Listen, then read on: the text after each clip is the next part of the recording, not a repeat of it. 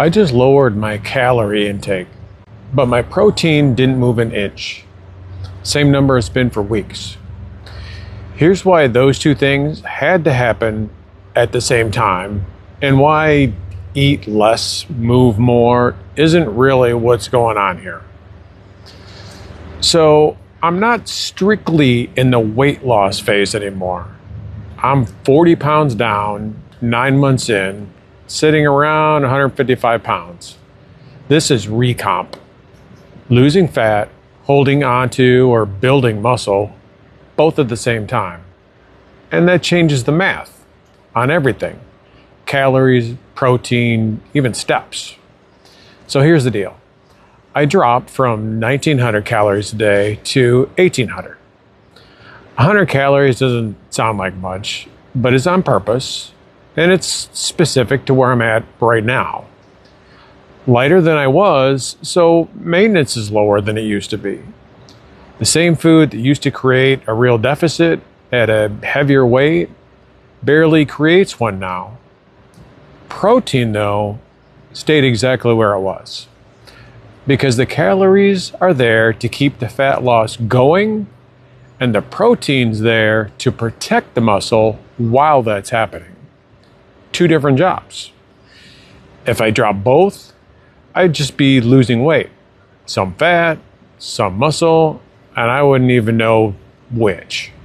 That's not Recomp, that's just smaller. Here's the part that takes a minute for us to actually accept. Fat can come off fast.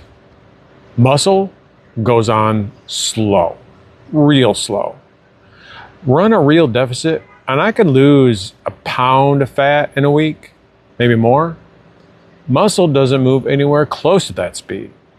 Even under ideal conditions, natural lifters are looking at a fraction of a pound a week. And that's people eating in a surplus to grow. I'm not doing that right now. I'm in a deficit. So whatever muscle I'm building on top of all that is a bonus, not the headline. One side of this moves in pounds, the other moves in ounces. And that's just the reality of it. This is where progressive overload and hypertrophy come back in. The stuff I talked about a couple weeks ago. Training close to your max is still what drives the muscle side of this, deficit or not. It doesn't speed up the ounces, it just makes sure that the ounces you do get are real. And look, if I want real size gains, arms, chests, glutes, the places I've still got room to grow, that probably means eating in an actual surplus at some point. Not today though. That's a conversation for a different video when I'm actually ready to make that call. Likely some weeks or maybe even months down the road, since I just hit the Recomp phase. Same's true for steps. I average 12,000 a day. Doesn't mean it's 12,000 every single day. Lift days, closer to 10, 11,000. I've put real time and energy into the workout, so walking gives a little. Non-lift days, it climbs to 13, 14,000 to make up the difference. It evens out over the week. Time spent working out on the heavy days balances against time spent walking on the light days. Total effort ends up close either way. The day-to-day number just moves around depending on what else is on the schedule. So here's where the Recomp actually shows up. The mirror. Your clothes. I can see it, others can see it. Waistband's looser. Heck, I had to buy a new belt a couple weeks ago. That feels awesome. Definition showing up in places it wasn't a few months ago. Nothing dramatic week to week, but that's kind of the point.